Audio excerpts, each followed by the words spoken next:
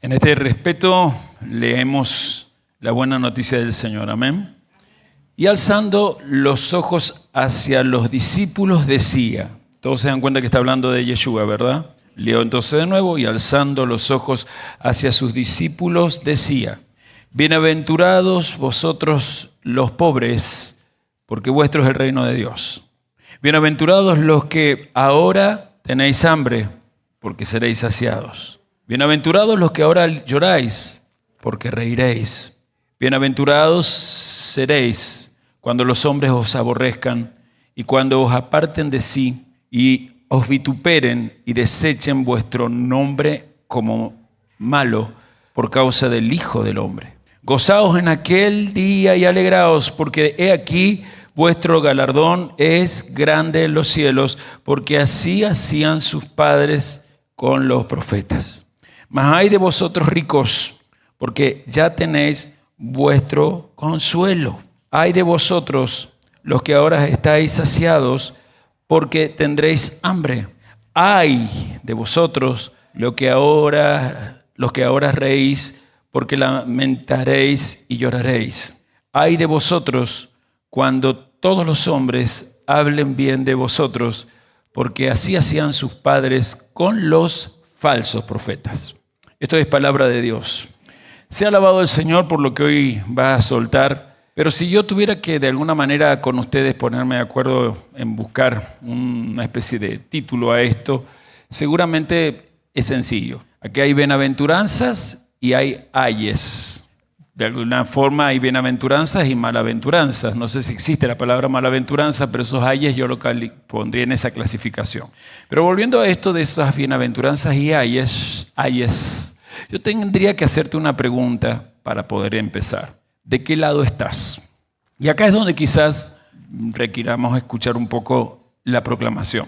Sabemos que Yeshua es el que está hablando. Y ya lo hemos visto desde el capítulo 4, que Él ha presentado el programa que trae, encomendado por el Padre, para que el reino de Dios, que durante 15 siglos ha estado en una especie de stand-by, ha estado detenido, un reino que no se ha desarrollado porque el pueblo escogido para hacerlo, por distintas razones, pero particularmente todas centradas en un tema, su egocentrismo, se ha quedado en su zona de confort, llamada Tierra de Israel, y a través de esos 15 siglos ha tenido que sufrir una serie de circunstancias históricas para ver si despertaban, y al menos en lo único que lograron despertar es rogar a Dios que se acabaran sus tiempos de exilio y que apareciera un Mesías, un ungido. Mesías significa ungido, es decir, el que tenía la capacidad para liberarlos de una manera sobrenatural. La palabra Mesías, que es la transliteración, suena parecido a lo que es la original, Mashiach, cuando es traducida desde el hebreo a otro idioma en las Escrituras, apareció allá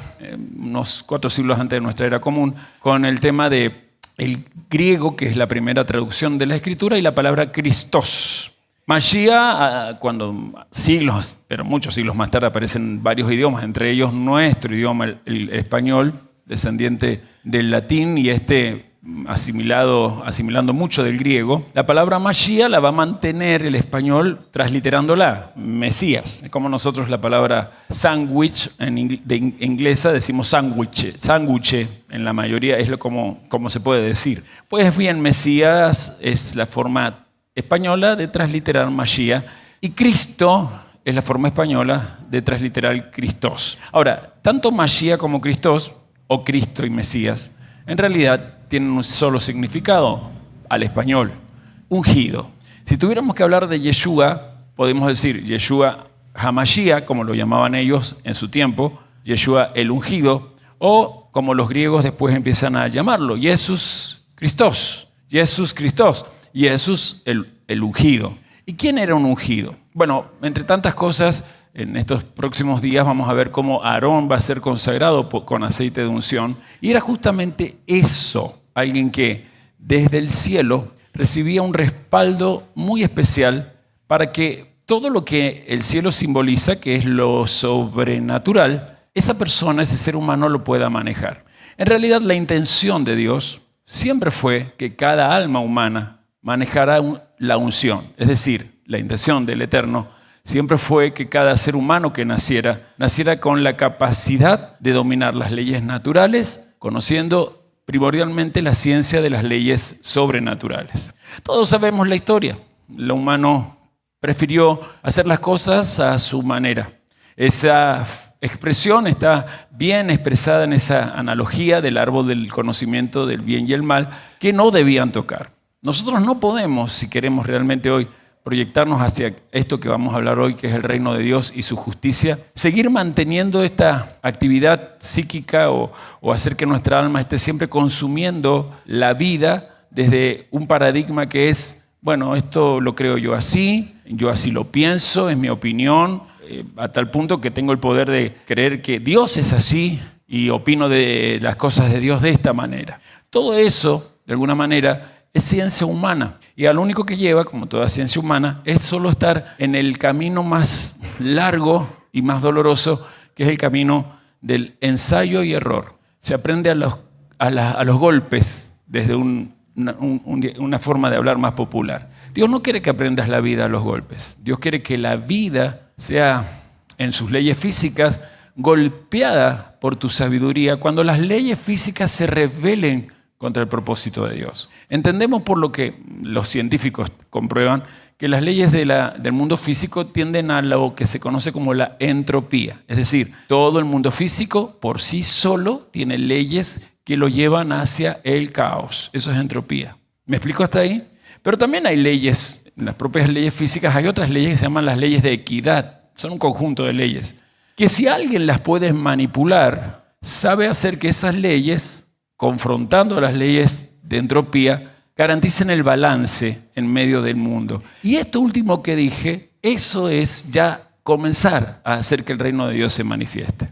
El reino de Dios desde los sustratos dogmáticos es simplemente algo que siempre está para el futuro, pero desde la predicación de Yeshua y desde la buena noticia que trae nuestro maestro, el reino de Dios no es algo que está por venir. El reino de Dios ya está en medio de nosotros. Y el proyecto del reino de Dios en realidad es lo que Yeshua va a estar diciendo desde que leyó en Nazaret el profeta Isaías capítulo 61. Es establecer una sociedad igualitaria, llena de equidad, solidariamente comunitaria. En pocas palabras, en un proyecto revolucionario para el mundo todo. Cuando él nace, ese Israel, o nación llamada Israel, donde él nace, está viviendo uno de los imperios más sanguinarios que la historia del mundo ha conocido, y es el Imperio Romano. Pero tanto el Imperio Romano como cualquier imperio existente siempre tuvo una sola cosa: humanos que en condición de almas caídas han hecho que las sociedades, en vez de ser comunitarias, se jerarquicen en una especie de pirámide para que los que están arriba gocen de la energía que ponen las labores de los que están abajo. Y esto es el tiempo que estaban viviendo los contemporáneos de Yeshua, y este es el proyecto revolucionario que Yeshua trae. Una sociedad comunitaria, una sociedad solidariamente justa. De alguna manera, gente que tenga todas las cosas en común. Voy a usar una palabra que podría aplicarse, pero lamentablemente nosotros la tenemos manoseada y por lo tanto llevada a solo una filosofía política que lleva a que la gente esté más dividida. En verdad el Señor venía a traer una verdadera ideología que permitiera lo que sería el comunismo según Yahvé, no el comunismo de Marx, así que no me confunda cuando me está escuchando. Ese comunismo primitivo de un hombre que no vale la pena mencionar su historia, no es la gente que teniendo cosas en común que vemos en Lucas, pero más que nada en la segunda toma de Lucas, que lo vamos a ver próximo, que es el libro de Hechos. Dice que todas las cosas las tenían en común, no había necesitado en medio de ellos. Ahora, ¿cómo logra Lucas en el segundo tomo contar que después de que Yeshua ha muerto y resucitado, se ha configurado un movimiento revolucionario con comunidades con estas características? Por las enseñanzas de él. Y aquí es donde yo quiero empezar. No he ido al capítulo desde donde empieza, pero sí se lo puedo, seguramente usted tiene títulos o subtítulos allí. Lo tenemos a Yeshua después de haber pasado toda una experiencia, como lo vimos la semana pasada, cuando llama a sus discípulos a ser pescadores de hombres, comenzando a tener toda una obra. Lo vamos a tener orando a solas en un monte, vamos las historias previas a esto que hemos leído, a ver que de todos los que lo siguen, a 12 varones escoge después de una noche de oración, los llama en hebreo Sheliahim, es el plural de Sheliach. Sheliach en el idioma de Jesús, hebreo, significa el enviado, el embajador, el misionero. Eso es Sheliach. El plural sería Sheliahim, eran 12 Sheliahim. Traducido al griego se dice Sheliach, apóstol. Y Sheliahim, ¿cómo será en plural?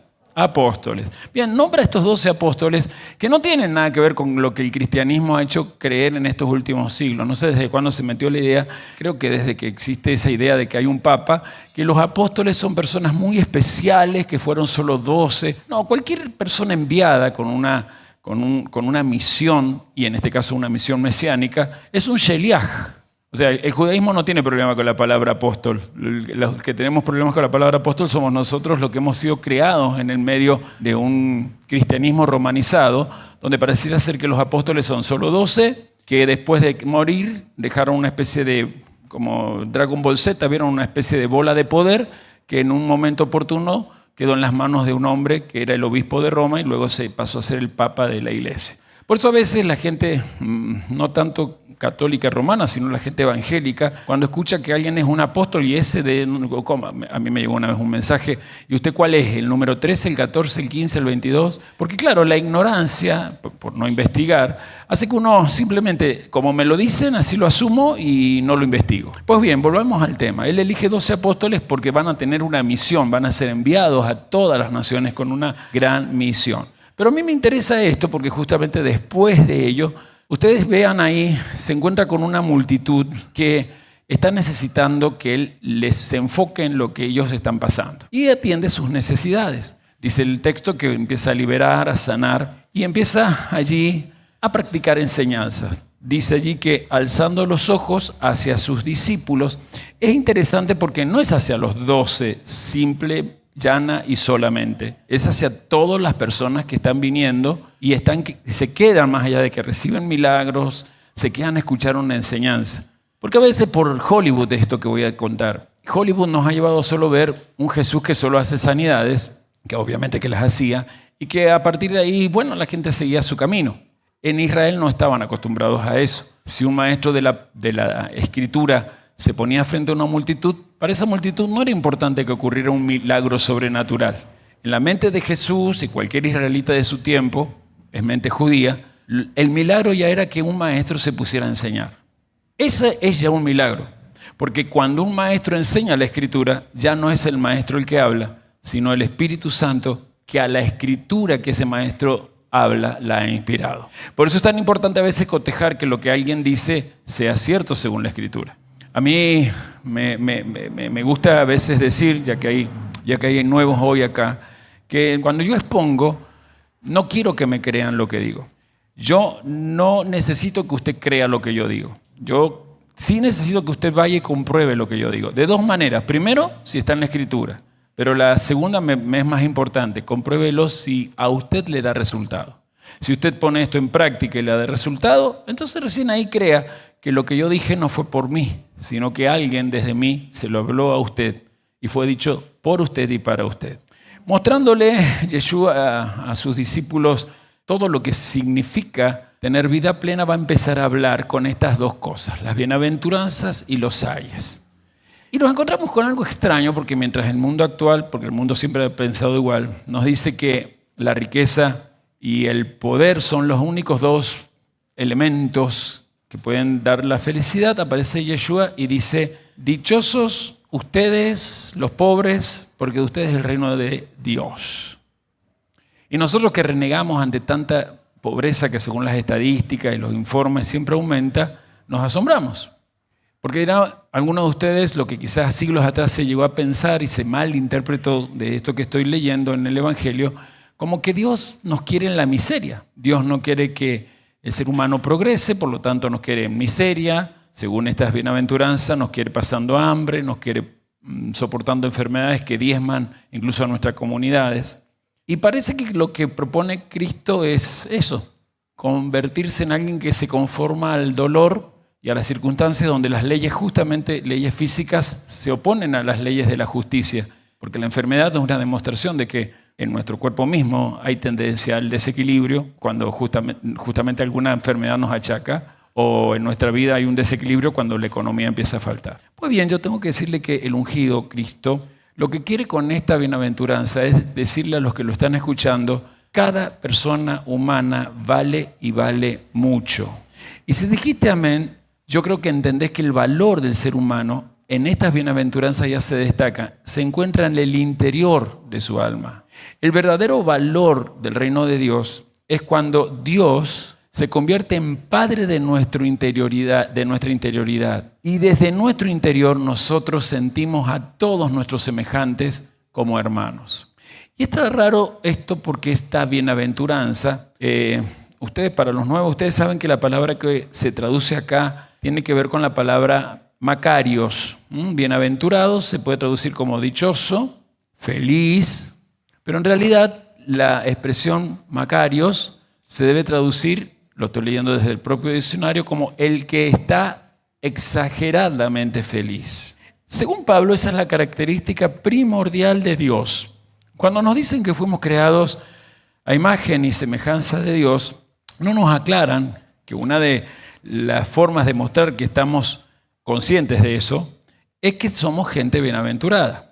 Yo les voy a leer más que nada lo que Pablo le escribe a Timoteo cuando dice así en 1 Timoteo 1:11: según el glorioso evangelio del Dios bienaventurado, del Dios Macario, del Dios exageradamente feliz, que a mí me ha sido encomendado. Entonces yo, saliendo de esta significación, entiendan que cuando está diciendo Yeshua bienaventurados, los pobres, los que lloran, los que pasan hambre, no está dando a entender que Dios nos quiere en esa situación. Está dando a entender que aunque esas situaciones estén, nosotros tenemos que primero autovalorarnos como gente bienaventurada. Es decir, gente que tiende a ser exageradamente feliz. Y aparece este bienaventurado, dichosos dije que también se puede traducir. Y es raro, ¿no? Porque según nuestras sociedades actuales, me vengo a hoy, dice dichoso lo que nosotros marginamos. Llama bienaventurado a lo que en nuestras sociedades es lo más marginal. Y quiero empezar aclarando que Yeshua no poseía poder político, tampoco tenía poder religioso, él no era sacerdote ni nada parecido, cuando alrededor de él había situaciones injustas que transformar. El pueblo que él con el cual está compartiendo la vida en ese entonces está siendo oprimido y necesita ser transformado.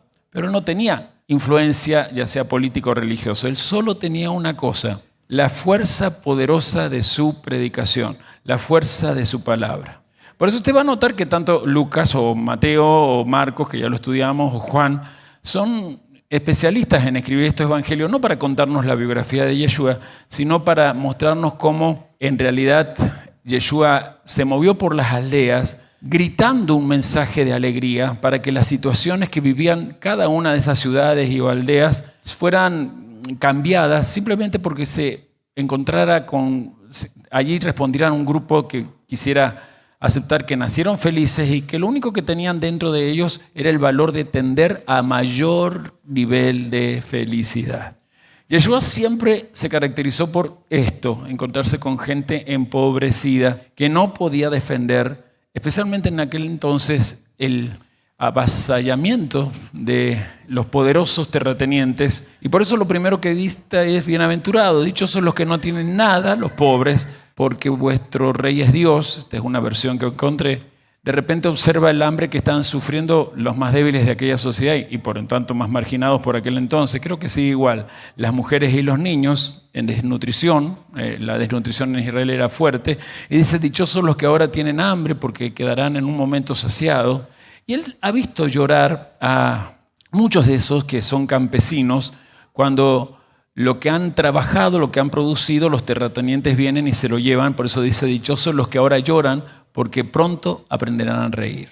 Me detengo aquí, estoy pensando en una fiesta que hoy se está celebrando allí entre los cerros. Una fiesta que se llama Fiesta de la Vendimia. Sin embargo, los que están en los poderes políticos y económicos de nuestra tierra y aún de nuestro país, o aún más allá de nuestro país, no piensan en los productores vitivinícolas, que son los que de sol a sol se pelan el lomo para que, por ejemplo, lo que pasó hace unos días atrás en Luján, de repente una granizada les acabe con la cosecha y el gobierno no aporte ni siquiera un estar presente para consolar. Las cosas no han cambiado. Por eso Él viene y trae esta palabra. Dichosos los pobres, dichosos los que tienen hambre, dichosos los que ahora lloran. Y alguien puede preguntar, ¿no es todo esto una especie de burla? ¿No es cinismo puro lo que está haciendo el maestro? Yo diría que sí, podría serlo si Yeshua todo esto lo estuviera hablando desde una oficina o desde una habitación de un palacio o de alguna de las casas de las villas lujosas que había en Jerusalén, porque los country no son de ahora, son de siempre. Pero no, Yeshua no está burlándose porque Yeshua está allí presente con ellos. Él es igual que ellos, no lleva el dinero que en exceso manejan otros, no lleva una túnica de repuesto como los ricos tenían costumbre de llevar, porque en esa tierra al sudar había que cambiarse de ropa más seguido. Él es lo que se conoce hoy con el término un suburbano más, pero que habla con dos cosas: certeza y convicción total de que cuando uno se entrega al Eterno, el Eterno no abandona, sino que como un padre hacia su hijo actúa siempre en protección y providencia, así el Eterno se manifiesta. Recordemos un poquito que él procedía en sí de los estratos populares.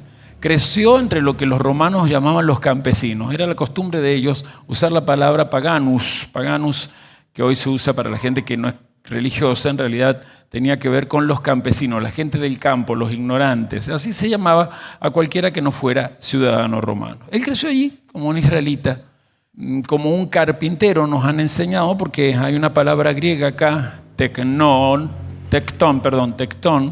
que se traduce mal, se traduce como carpintero, pero en estos últimos tiempos, y gracias a todos los biblistas, tectón en griego, koiné, no se aplicaba a carpintero, sino a alguien que era artesano o constructor. Era alguien que trabajaba y tenía que ver con uno de los oficios más despreciables en ese momento en Israel. Si ven The Chosen se van a dar cuenta, en The Chosen aparece un fariseo que llega a ocupar el Sanedrín por la influencia de la riqueza de su padre, que es un constructor, y cuando se enteran los otros fariseos porque ha llegado a ese puesto, porque él es un fariseo desde Galilea, y de Galilea era raro que alguien llegara al Sanedrín de Jerusalén, saben que él ha comprado eso con dinero de su padre. Es un puesto, siempre está el dinero en los puestos de gobierno, ¿no?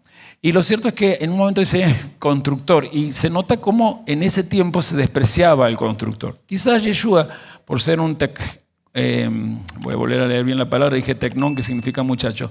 Tectón estaba muy bien identificado con los despreciados, con los marginados, porque justamente él sabía lo que era el trabajo. Ya si era carpintero con la madera para construir, si era constructor, sabía lo que era trabajar con la piedra, con el hierro. En pocas palabras, él sabía lo que era ser de la clase obrera. Él no es esclavo, él es de la clase obrera.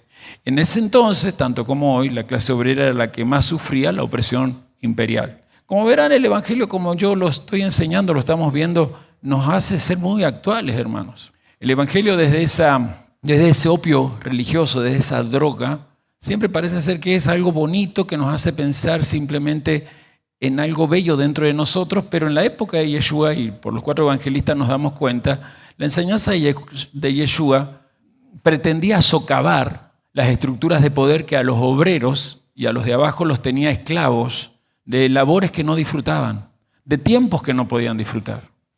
Hoy quiero que pensemos en esto, porque la predicación de Yeshua aquí y siempre va a mostrar preferencia por los que menos tienen, en griego, la palabra que aparece pobre acá, si quiere lo anota, así suena, penetes, que significa los que su casa es muy pobre y casi tocan la indigencia. Él se preocupaba por esos pobres, los que tenían una casa que casi tocaba la indigencia. Pero también hay otra palabra que aparece en otros momentos que es tokhoi. Sí, se traduce como pobres también, pero ahí sí se refiere al indigente, al que no tiene posesión alguna, no tiene nada, sino que casi está en la calle y pasando hambre. O sea que Yeshua conoce el incremento que se da cuando hay imperios donde los que más tienen son los causantes de la desigualdad y lo más triste, el endeudamiento de los más débiles. La gente pobre en la época de Yeshua estaba pobre no porque quisieran, sino porque tenían tanta opresión impositiva desde los recaudadores de impuestos judíos, llamados publicanos, que en sociedad con los saduceos y estos con Herodes y estos con el propio imperio de Roma, ponían impuestos y más impuestos y más impuestos. O sea, estaban acabados en cuanto a esperanza, que era gente desahuciada. Y lo peor de todo es que un buen número de mujeres, cuando quedaban solas a causa de varones que morían en las obras de construcción o por distintas razones, no les quedaba otra que prostituirse. Porque la Torá, que ordenaba cómo tratar a las viudas y a los huérfanos, en los judíos de la época de Yeshua y en el Esai, tierra donde Yeshua caminaba, la tierra de Israel, se había olvidado de los mandamientos que protegían a la mujer cuando quedaba esta viuda. Por eso usted va a notar de que él es juzgado porque se juntaba con ¿quiénes? Publicanos, pero además con prostitutas. Es que esa mujer no quedaba otra en aquel entonces y por causa de aquella sociedad donde la mujer no tenía derecho a ser obrera o salir a trabajar. Si ustedes van a la parábola no es parábola, es la analogía de Lázaro y el rico, ustedes van a ver que allí dice que justamente los ricos eran los únicos que tenían la opulencia, mientras gente como Lázaro tenía que estar esperando que en una de esas viniera una especie de, para nosotros, palabra nuestra, subsidio desde la mesa de los ricos para ellos no pasar hambre. Volviendo a lo que quiero decir, por esto es que los pobres lo entienden. Ellos se dan cuenta que no le está diciendo dichoso por su pobreza, ni mucho menos. Su miseria es un estado que nadie lo envidia, no es el ideal que Dios quiere para ellos, pero por eso viene y les dice dichosos, bienaventurados, porque los pobres que lo escuchan dicen, me olvidé, pero Dios está de mi parte. Me desenfoqué, pero todo lo que estoy sufriendo no va a durar para siempre, porque si Dios está de mi parte, Dios pronto hará justicia. Esa es la realidad que Yeshua maneja con la palabra. Quizás en este momento todavía no te dice nada, o quizás sí te dice mucho, pero aquel pueblo se sabía israelita. Su conciencia, cuando se desenfocaba, se olvidaba de lo que era ser un israelita. Un israelita era ser consciente que soy hijo predilecto del Eterno. Y esto es lo que da dignidad a un ser humano que está despierto. La vida de un humano se sabe sagrada cuando tiene mente de Israel. ¿Qué significa Israel? El que lucha como príncipe de Dios. O mejor traducido, el que aprendió a luchar en la vida usando los principios divinos. Y hoy aquí, para nosotros, Yeshua quiere dejar bien claro esto, porque estamos viviendo en el mismo mundo injusto de siempre. No se llama imperio romano el que gobierna, pero hay imperialismos que se pelean unos por otros para que los que estamos abajo siempre quedemos más abajo y más allá de las orillas. Se nos enseña a despreciar a los marginados, sin darnos cuenta que a veces nosotros somos tan marginados como ellos. Esta semana me dio mucho asco ver lo que pasó una vez más frente a nuestro Congreso de Leyes, porque muchos de esos policías que golpean a esos marginados llamados jubilados, mucha de esa fuerza policial, se toman transporte público para bajarse en algún barrio pobre o barrio obrero, y algunos incluso hasta para bajarse en la parada de una villa de emergencia o un barrio de marginales. Esa es la idea del sistema, convertir a algunos pobres en una especie de perros guardianes para que esos pobres muerdan al otro pobre que está reclamando la justicia que en este mundo no reina y en ese Israel tampoco. Así que, ¿cómo empieza Yeshua la predicación? Pone una bandera, diría yo, una bandera de amor. Esa bandera se llama felicidad. Él sabe que la búsqueda central de cualquier ser humano es sentirse feliz. Dios creó al hombre para correr hacia la felicidad exagerada, porque nacemos felices, varones, nacemos felices, mujeres, pero en el camino nos cortan la carrera. Pretenden que nos acomodemos como inválidos a una zona de confort llamada la clase obrera que tiene lo suficiente para comer. Él apunta a que no se puede dejar de correr hacia el blanco. Como la flecha, nada ni nadie puede detenerte a terminar tu vida más que exageradamente feliz. Lo que Yeshua va a decir, de esta felicidad hablo, es que tiene que convertirse en una vida plena. Y esto es lo que va a prometer aquí. Y toda su enseñanza va a apuntar a eso. Y va a decir algo. Basta de creer que tener es la meta para llegar a ser feliz.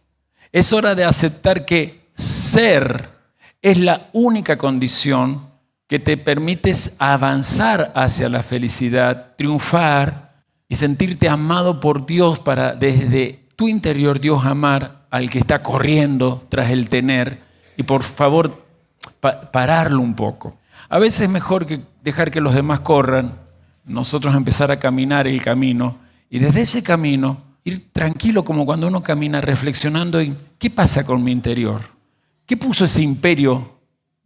No hablo de políticos, hablo de lo que se encuentra detrás de ello en mi interior y con qué lo disfracé, cuánto rencor se sembró en mí o quizás más fuerte que el rencor se fue convirtiendo o en odio o en hipocresía, en una depresión que siempre disfracé de acuerdo a cómo me pidieron, con una risa, con fiestas, con más risas. Volvamos al Evangelio. ¿Se dan cuenta que se parece esto a las bienaventuranzas que vamos a estudiar ahora en unos meses más, pero ya las hemos estudiado en otros años? Con las bienaventuranzas según el Evangelio de Mateo. Nada más que en el Evangelio de Mateo hay 9 bienaventuranzas. Acá solo hay 4. Las bienaventuranzas de Mateo ocurrieron en un monte.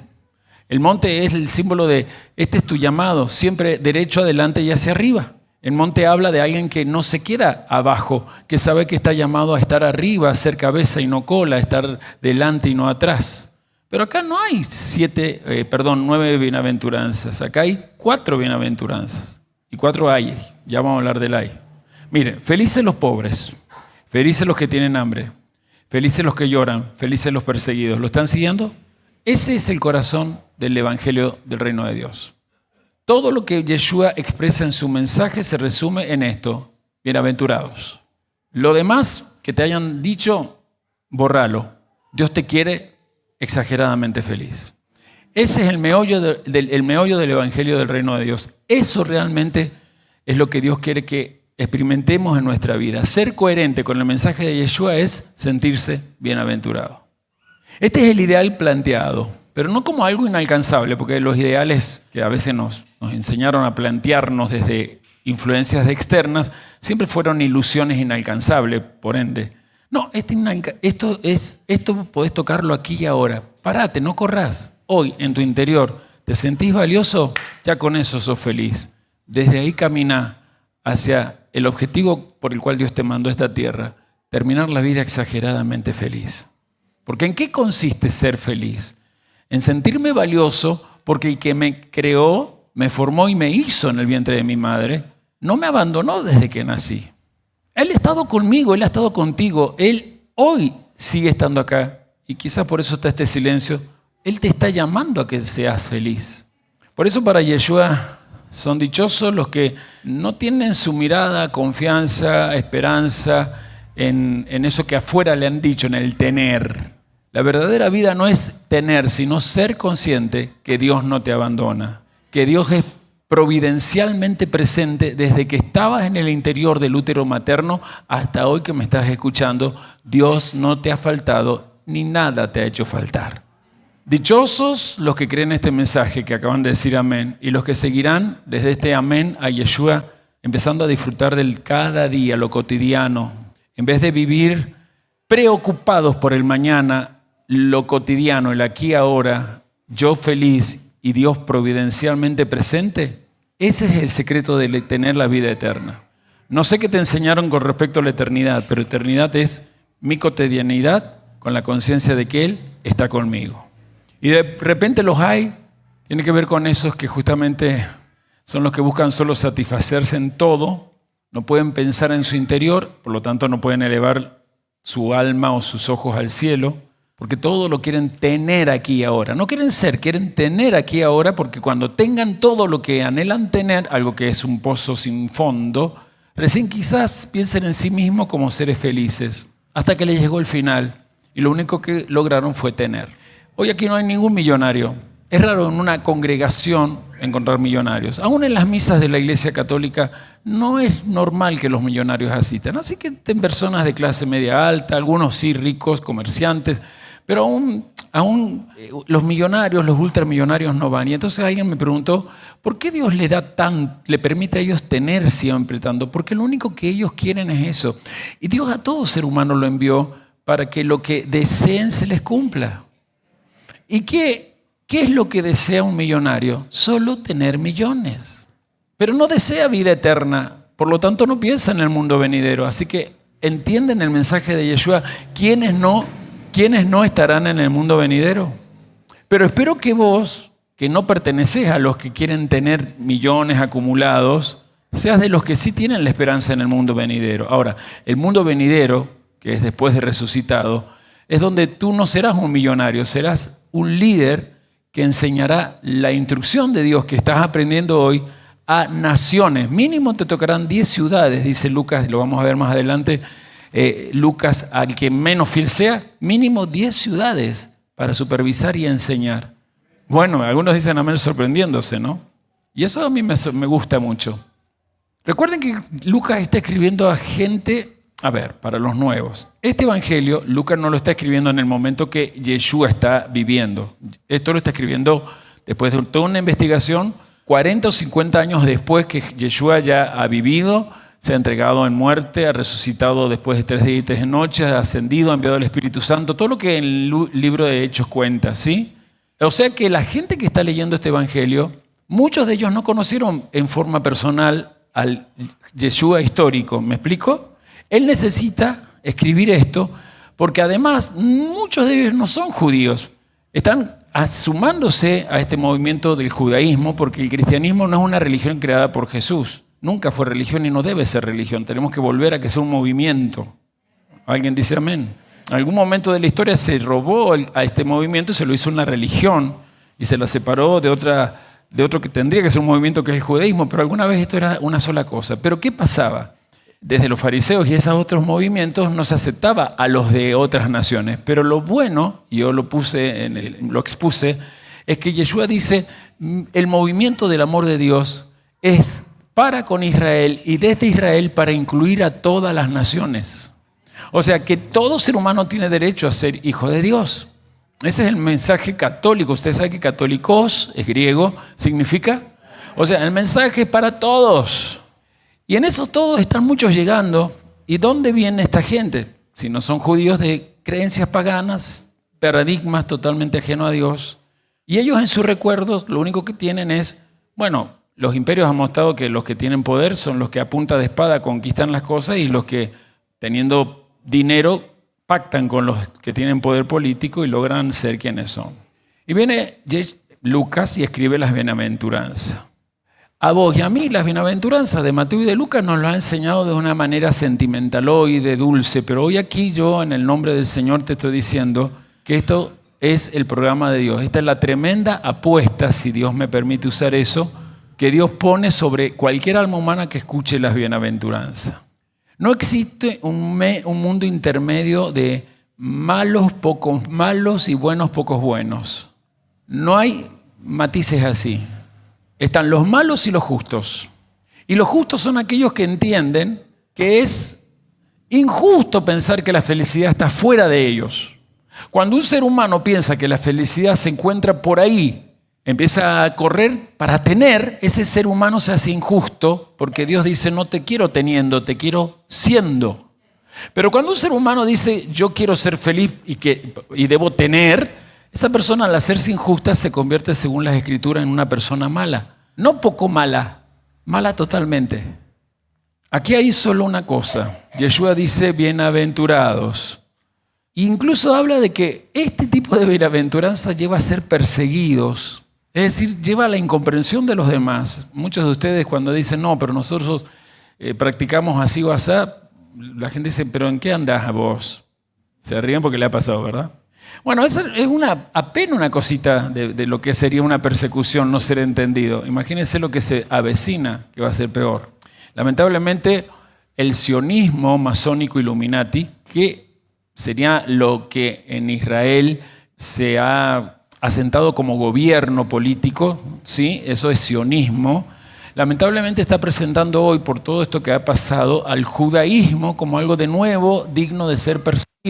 Es impresionante, por ejemplo, en lo que era Twitter, ahora X, ver cómo se ataca el tema del judaísmo y cómo se tiene que exterminar, cuando el judaísmo no es gente, el judaísmo es una mentalidad. Y dentro del judaísmo, como lo vamos a ver esta semana en el estudio, a veces hay gente rara, Eretz Rab, ¿se acuerdan eso? Gente mezclada con las cosas del mundo. Y el sionismo es eso, son Eretz Rab, gente mezclada con esta forma que Yeshua está atacando y que en aquel entonces se llamaban fariseos o saduceos, hoy se llaman sionistas.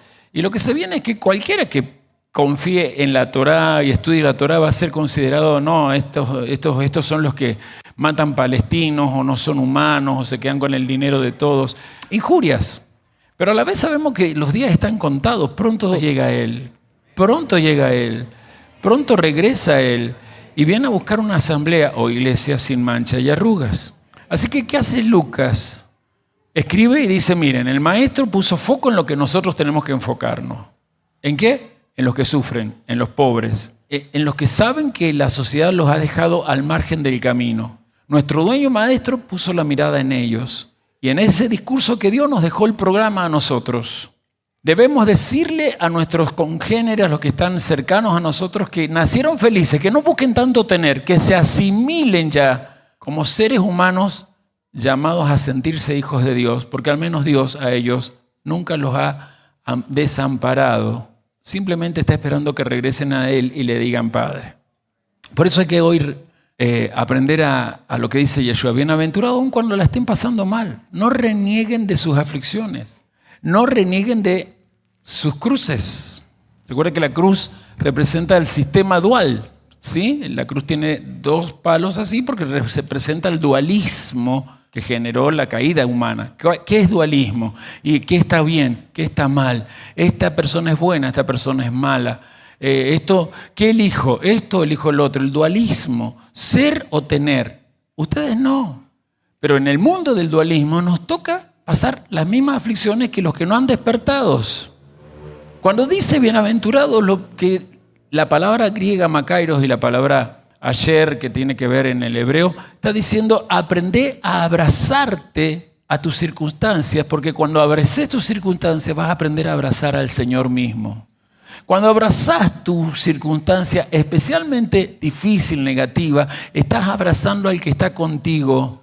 Así que abrazate al Señor aunque tengas ganas hoy de bajar los brazos. Abrazate al Señor aunque la noticia que has recibido en esta semana o en este último mes o en este último año o en este último tiempo sigue siendo ahí negativa. Abrazate al Señor, no bajes los brazos. Versículo 23 dice, gócense en aquel día y alégrense porque aquí vuestro galardón es grande. Ahora, si estás solo sin Yeshua, no llegas ni a la esquina. Pero con Yeshua está esta promesa, gózate cuando esté todo difícil, porque el premio que está después de lo difícil es más grande de lo que te imaginas. Hay una promesa aquí para ir buscando el centro y el final. Acuérdense de que ser feliz no implica no tener problemas. La palabra makairos, griega, era alguien que es feliz dentro, no por lo que fuera le viene. Decirle al más cercano, acordate que ser feliz no implica no tener problemas. Esto es el evangelio de hoy. La felicidad más bien pasa por tener certeza que te mueve cuando todo está como tormentoso. Certeza de que Dios te ama. Certeza de que Dios te acompaña y por lo tanto certeza de que Dios te sostiene. Certeza de que Dios no juega en los momentos difíciles a las escondidas. Como lo decía yo hace mucho, Él más bien juega a las encontradas. ¿Se acuerdan cuando decía eso yo, no? Después me lo copió otra persona. Que nadie te corra del eje. Confía en el Eterno. Porque si todo lo que pasa viene de Él, todo lo que pasa es para bien. Lo que corresponde es nuestra certeza de que aún en las cosas difíciles va a salir una chispa de luz y voy a entender que ahí seré elevado a algo mayor. Por eso no corras por tener. Camina, peregrina. Mirar la vida y peregrinar la vida es la clave de sentirse uno que tiene eternidad. Que no se acaba todo en un cementerio, que hay un poder de resurrección que te garantiza que aunque tu cuerpo vaya a un cementerio, si has creído en Él, el que está en Yeshua, como él lo dice, él dice, yo soy la resurrección y la vida. El que cree en mí, aunque esté muerto físicamente, vivirá. Pero ¿cuál es el mensaje? Empezar a caminar, no correr. Y caminar también lleva esfuerzo, sí. Y entonces, ¿qué me tengo que esforzar? En disfrutar. Disfrutar. Padecer las aflicciones, no hacerte ¿cómo sería? El sadomasoquista, ay, qué lindo es lo que me está pasando. No, padecerla, pero sin perder de vista la meta. Decirle al lado, padece, pero no pierdas tu meta. Este sermón se conoce como el sermón de la llanura. A veces la aflicción nos hace sentir que es todo llano, pero ¿cuál es nuestra meta? Como el otro sermón, el de la montaña. Tu meta está en la cima de la vida. La característica del Macairos, del bienaventurado, del dichoso, es que siempre está arriba y nunca se quedará abajo. Cuando sabes y crees que lo mejor está en la cumbre, empezás a disfrutar de caminar este camino que se llama vida humana. Te esforzás, aunque duela. Y aunque estés cansado, no bajas brazos. Las pequeñeces no te atan. Cuando hacemos el esfuerzo de buscar entender que Dios está con nosotros, entonces comenzamos a vivir vida plena. Y eso ya es ser bienaventurado. Pero quiero decir algo acá, si me lo permiten. Las bienaventuranzas para el cielo, para las esferas celestiales y por ende para el eterno, son sinónimo de un corazón inquieto, un corazón aventurero. ¿Qué es un corazón inquieto? El que justamente quiere que Dios actúe y en el diario vivir te lleva a sentir que tu vida es una aventura. Ese es el fundamento de ser bienaventurado. Hoy tengo una aventura nueva que descubrir. No voy a bajar los brazos. No me voy a quedar en esta zona de seguridad, en esta zona de confort. No me voy a quedar con el diagnóstico del médico. Los médicos son buenos para dar diagnóstico. Debemos ir porque necesitamos ser diagnosticados, pero no son buenos para decirnos cómo encontrar salud. Yo que estudié medicina, mis propios profesores me decían allí en primer y segundo año, nunca van a aprender a sanar. Van a aprender cómo es una enfermedad y cómo acompañar a un enfermo. La sanación vendrá de todas las leyes físicas que están dentro del enfermo. Después fui siendo creyente, pero aún entendiendo esto como creyente, dije, ahí entiendo el don de la sanidad. En aceptarme feliz. En no dejar de peregrinar la vida aun cuando esté todo mal o aparentemente mal. O sea, las bienaventuranzas, ¿qué son? Una inspiración a ir por más. Ir por más. Por eso yo hablaba del corazón inquieto. No sé quién le gusta esto del corazón inquieto. A mí me gusta. Un corazón verdaderamente de un creyente en Cristo es alguien que justamente es sobrio, es austero, pero no se queda en la pobreza de lo que ha conseguido. Porque conformarte a lo que has conseguido también es pobreza. Todo este texto nos habla de felices los insatisfechos y los que a la zona de confort que los de afuera le dijeron acá te quedás, la rechazan. No porque perseguís tener, sino porque sos alguien que está llamado a algo, siempre algo mayor. Siempre hay un nuevo tiempo de promoción para tu vida. Y eso significa caminar los diferentes caminos que este mundo te pone en cada aflicción. Eso significa trascender. Yeshua lo que habla de la bienaventuranza es, estás llamado a trascender. Sos feliz porque sos creado por aquel que siempre estuvo contigo. Entonces peregrina. Hacé violencia contra el sistema que te impone acomodarte a tu zona de confort. Y allí quedándote en eso que el imperio sistémico te impone, a las cosas negativas que en tu alma hay, te enseña el sistema qué careta ponerle hasta que te encontrás con una predicación que te dice ¿cuántos años perdiste haciendo que esa cosa negativa de tu interior se enmascarara? Ella usó una palabra, clipot, significa se llenara de una cáscara, de un caparazón, porque fuiste la mejor madre o el mejor padre, la mejor hija, pero no porque fluiste como hija o hijo, padre o madre, no fluiste en misión como un sheliach, como un enviado, fluiste como te exigían que tenías que ser. Yo sé que el Evangelio hoy está sacudiendo nuestras conciencias, yo lo siento, y sé que esto es fuerte, pero qué bueno que Dios venga y nos sacuda un poquito, ¿no? Y uno no está sacudiendo con el decálogo, con los 10 mandamientos que están acá, no está sacudiendo con el verbo que está diciendo, esto no puede estar acá, tiene que estar en tu corazón, encarnado, o sea, nos está golpeando, cacheteando con la palabra. Este judío constructor, que también se crió en la periferia de la tierra de Israel, Nazaret era uno de los pueblos más mirados en desprecio, como que había gente justamente pobre que tenía casas pobres. Está diciéndole a la vida, miren, la certeza que tengo es que ustedes van a comprender por qué somos pueblo de Dios. Somos los favoritos si volvemos nuestra conciencia a entender que Él en su amor no nos ha abandonado. Cuando más creíamos que Él no estaba, es donde más presente se encontraba. Y termina aquí el Evangelio con los ay. Vamos ahí, ¿ah? Ay de ustedes los ricos, los que están satisfechos, los que ahora ríen porque los elogian, porque los admiran. Ay de ustedes, los que parece que la pasan bien, los que tienen la felicidad, pero solo en careta, en apariencia. Lucas dice, ay de ustedes los ricos. Y yo creo que esta parte de este sermón no le da, si alguien lo hiciera hoy desde una iglesia común y corriente, no daría mucho resultado, ¿no? O si saldrían los periódicos, ay, aquel predicador es un zurdo, woki, progresista. Lo que está queriendo decir aquí el maestro no es ponernos en una posición política, sino más bien ser gente que se ocupa de las cosas que pasan en la vida de nuestro entorno, nuestro oikos. Nuestro entorno sería nuestra familia, las familias que conocemos y la ciudad que caminamos y transitamos. Yeshua ha dicho, bienaventurados los pobres, cuando empezó la bienaventuranza, y ahora viene esto de ahí ustedes, porque justamente cuando ha leído a Isaías 61 ahí en Nazaret, ¿qué leyó? Se los recuerdo. El Espíritu de Yahvé está sobre mí, porque he sido enviado para proclamar buenas noticias a los que son pobres, buena noticia a los afligidos de corazón. Esto es el Evangelio en la pureza. La pobreza aquí no tiene que ver con lo material, sino con la actitud. Mire, Yeshua no está ni contra la pobreza ni contra la riqueza, sino lo que está denunciando es qué actitud hay en el interior de ustedes. Si es por textos bíblicos, toda la Escritura va contra lo que es opresión.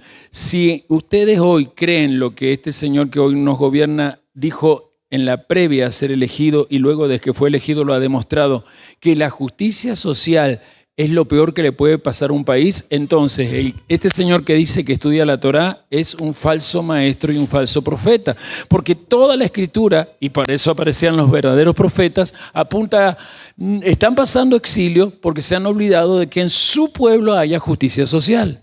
Es decir, piensan tanto en ustedes que su prójimo les importa un bledo, perdón que hable así. Esos hay, para resumirlo, porque la verdad que por la hora voy a terminarlo, tiene que ver con algo, y quiero que todos, por favor, lo escuchen. Capten de una buena vez, Israel le dice Yeshua, a ustedes le habla el Espíritu Santo. Capten de una buena vez que el acumular riquezas o anhelar riquezas materiales ya es idolatría. Esta semana nos toca ver el episodio del becerro de oro y lo vamos a trabajar. La pregunta va a ser, toda esta semana, ¿cómo está tu búsqueda de dinero? ¿Cómo está tu conexión con el dinero? ¿Cómo te seduce el dinero? Porque la seducción del imperio siempre es tener y la seducción imperialista siempre es antidios. Y Yeshua está diciendo, no se puede servir a dos señores porque o sirves a Dios o sirves a las riquezas. Estoy citando Mateo 6:24, sermón de la montaña, no del llano. Cuidado con la categoría Señor, porque puedes decir Señor de aquí para afuera a Dios, pero por dentro Señor le dices a tu trabajo, a tu dinero, a tu tiempo de trabajo, a tus deudas. Porque cuando viene ese Señor llamado riqueza, en realidad llega para una sola cosa, atraparte y convertirte en su esclavo y no soltarte más. Y cuando alguien logra ser esclavo del dinero, por más que lo diga, nunca sabrá lo que es amar a Dios en su corazón. Y eso es el primer mandamiento, ¿o no? O sea que tener riquezas no es que esté mal, pero andar detrás de ella y ocuparse solo por ellas es ya no amar a Dios. Pero quiero terminar con algo que hemos trabajado en el seminario de vida y todos lo trabajamos porque casi todos lo hemos vivido. Cuidado cuando lo material es lo que te importa. Ya no hablo solo de dinero, hablo del placer de cosas materiales. Porque muchas de esas cosas pueden arruinar la vida de aquellos que te rodean. Y eso va contra el otro mandamiento, la otra parte del mandamiento, el mandamiento gemelo, amar al prójimo. Todo esto es injusto. Todo esto es lo que hace que un ser humano sea malo. Cuando no ama a Dios y no ama al prójimo y solo se ocupa del mundo material que le da placer, y cuidado que a veces el esposo, la esposa, los hijos, que dan placer de que volvieron vivos y que estén vivos y que no se mueran y que no se enfermen, también es parte de la idolatría materialista. Y no lo digo yo, lo dice Yeshua. Y si tienen tiempo, vayan a la carta de Santiago, el hermano de Yeshua, hablando de que cuidado porque las riquezas son idolatría que te alejan del primero y del segundo mandamiento, es decir, del amor a Dios y especialmente el amor al prójimo. Cuando ustedes leen Santiago parece ser que fuera él un sindicalista. Se le queja a los ricos por ser deshonestos a la hora de pagar. Esa es la capacidad que se esconde en el amar tener. Amar el tener siempre lleva a que el alma humana sea esclava. Nunca eres libre ante las riquezas. Para ser libre ante las riquezas, porque Dios te quiere que tengamos riquezas. Eso no sé si lo van entendiendo eso. Pero no que las busques como las causantes de tu felicidad.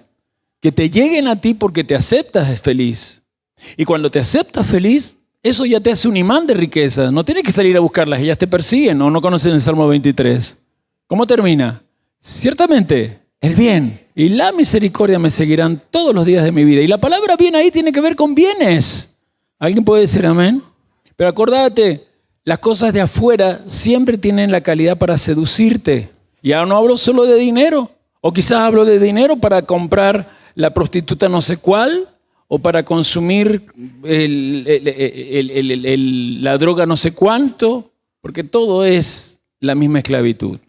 En el final yo te digo que no podemos hacer ni vista corta o ciega, ni mucho menos hacernos los sordos, acomodándonos a esta cultura que quiere que justamente seamos materialistas, consumidores materialistas que buscan su propio placer, su yo y nadie más que yo. Y si hay alguien en mi vida es porque me es útil para mi vida. Cuidado con el utilitarismo. La gente no se debe codificar. Y hoy casi todo el mundo, por no estar con Yeshua, codifica al otro. Hijos cosifican a sus padres, cosifican a sus hermanos, cosifican. Hay cónyuges que cosifican a aquel que decidieron juntarse. Las personas no son cosas. Pero cuando yo estoy tan manejado por el materialismo, no puedo responder a Yeshua. ¿Qué le respondemos hoy aquí a Yeshua? No sé. Es porque lo que Él desea. No sé si quieren reflexionar un ratito en este final acerca de qué lugar le estás dando a las cosas materiales. Vuelvo a repetir, no está mal que progreses materialmente. Esa parte, aunque he insistido tanto, ¿se entiende? Lo que está mal es que te seduzca las cosas materiales y te obsesiones tras ellas, creyendo que cuando ya las obtengas y por lo tanto las tengas, serás entonces bienaventurado. Reflexiona en tu lugar ahí.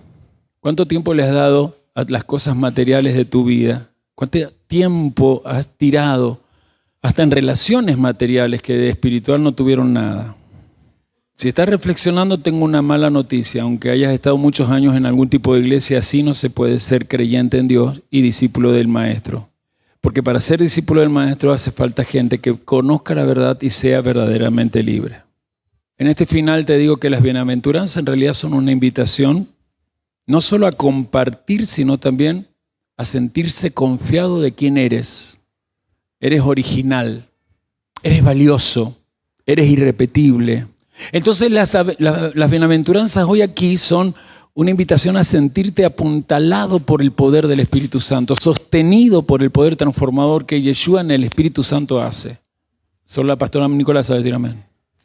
Y que de la fragilidad o debilidades que todavía por ahí nos hacen caer en algo, no importa.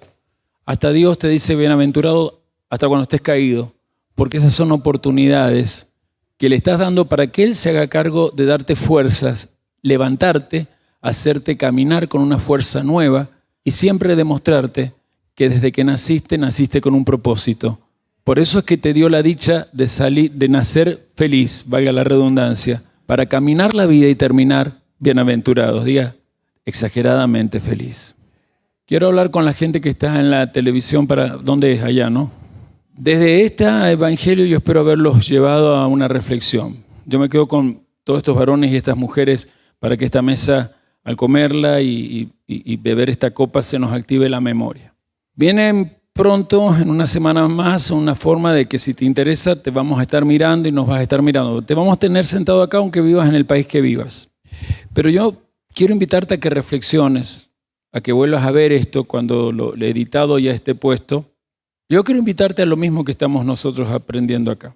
Si te aceptas valioso, original, irrepetible, es porque sabes que naciste feliz. Estás volviendo a tu identidad.